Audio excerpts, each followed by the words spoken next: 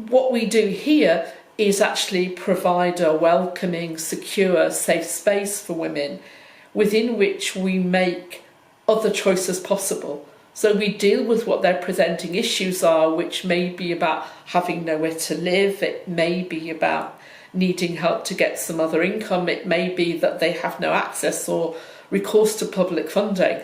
And given what those parameters are, we then work to find them somewhere safe to stay. We work to find a way to fund that, and then alongside of that put all of the supports in place that enable them to make choices about what their future might look like. Women at the Well is a drop-in centre for vulnerable women founded over a decade ago by Sister Linda Dearlove, offering emergency support and advice, including to women who are victims of human trafficking. A number of religious sisters regularly volunteer at the project and have also developed a close working relationship with the police. My staff go out on regular shifts with the police onto the streets. But in addition to that, if there is going to be a raid on a premises in order to pick up the traffickers, that's then based on intelligence, that's planned. In which case staff will be there. Usually, if possible, we'll have people around who've got the appropriate languages to support and work with the women. And at that point, we will be part of a victim centre that the women are brought back to in order to help them unpack and also to collect more intelligence if it's necessary to be part of a prosecution. But quite often it's also the other way on. We might get primary intelligence around a woman who's at risk, and then it's we that bring the police in order for them to aid the work that we are doing, because the women would recognise that we are trustworthy, and so we are the people who can help them to begin to challenge what happened to them, and in particular if there are other women still at risk. Research by the Arise Foundation has established that 172 members of religious institutes are involved in various ways in anti-trafficking in England and Wales, and 23 congregations work with the police and NGOs, with one having given the police a property in which to interview victims. Police have also made use of the facilities at Women at the Well.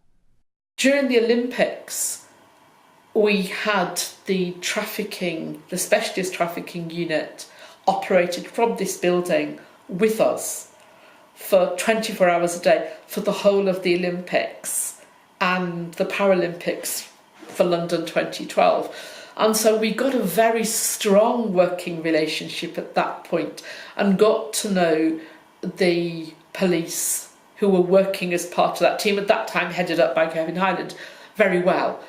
So that we would have no fear of the police crossing a line in terms of the respect or the safety of the women, because if they do, we would challenge it, because our relationship is as professionals and as equals, as different facets of the response that's needed. Staff from Women at the Well are engaged in outreach work in the local area. Sister Linda recalls how they once came across a Hungarian woman in the street who'd been tricked into prostitution. They literally rescued her. We fed her, we clothed her, we gave her somewhere to stay and worked with her, and she had at some point worked legally in the country, so we could eventually get benefits. And in the midst of all of that, we placed her eventually in accommodation that is managed by religious sisters.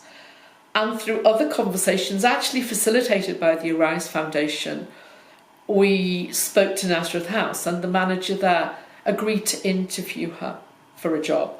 Now, at that point, we thought perhaps only as a cleaner, because the reality was we weren't sure her English was good enough for anything else. But he went above and beyond and offered her a job as a carer,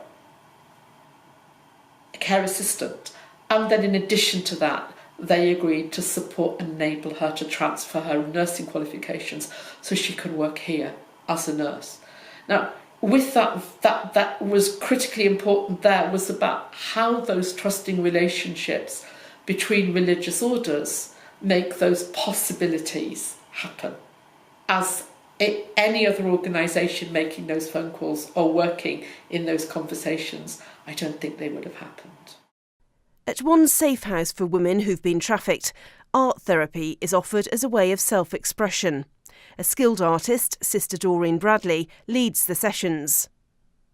In Sister Doreen's words, "I very simply open creative doors and journey with our guests as they rediscover their inner beauty and discover dormant and hidden personal giftedness. Many of our guests say that the art helps them to forget the pain for a little while." Art comes from the heart, and when your heart is hurting, perhaps broken, art becomes a challenge and a release. The real happiness for me is when I see the joy and pride of our guests, when they produce a work of art they didn't think they could accomplish. But as in a chemistry lesson, it is the unseen results that will help the process of recovery.